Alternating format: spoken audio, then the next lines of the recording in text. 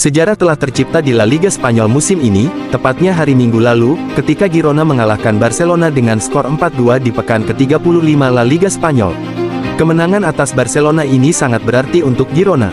Bagaimana tidak, dengan kemenangan ini mengantarkan Girona bermain di Liga Champions untuk pertama kalinya.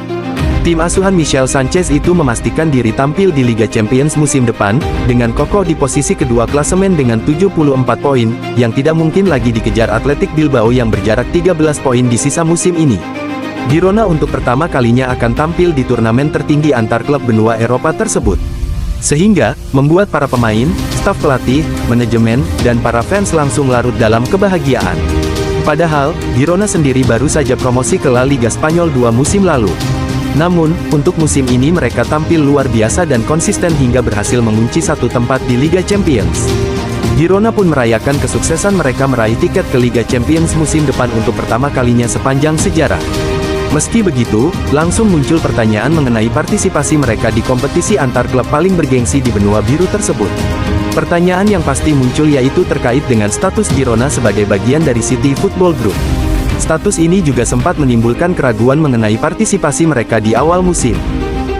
Dengan situasi ini, otomatis akan ada dua klub di bawah naungan City Football Group yang akan berpartisipasi di Liga Champions musim depan. Klub itu adalah Girona dan Manchester City. Keberadaan Girona dalam naungan City Football Group bisa mengancam kesempatan mereka tampil di Liga Champions. Kenapa bisa seperti itu? Lantas bagaimanakah menurut aturan UEFA? Berdasarkan pasal 5 dari peraturan kompetisi UEFA, berkaitan dengan integritas kompetisi dan kepemilikan multiklub.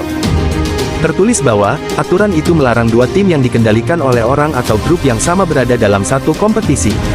Peraturan tersebut juga menyebutkan bahwa tidak boleh seorang pun terlibat secara bersamaan di dalam manajemen, administrasi, atau kinerja olahraga lebih dari satu klub yang berpartisipasi dalam kompetisi yang diadakan UEFA, baik itu Liga Champions, Europa League, maupun Conference League. Karena jika melanggar aturan ini dapat berakibat hanya satu dari dua klub yang memiliki pemilik yang sama yang diizinkan berkompetisi.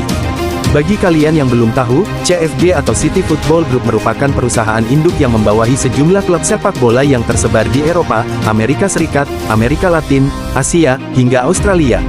Mereka menjadi pemegang saham terbesar 9 klub berbeda, di antaranya adalah Girona dan Manchester City. Girona dan Manchester City akan menghadapi pemeriksaan UEFA terkait kelayakan mereka untuk berkompetisi di Liga Champions musim depan. Badan Pengawas Keuangan klub UEFA diperkirakan akan bersidang untuk menentukan apakah kedua tim ini bisa mendaftar ke Liga Champions musim depan atau tidak.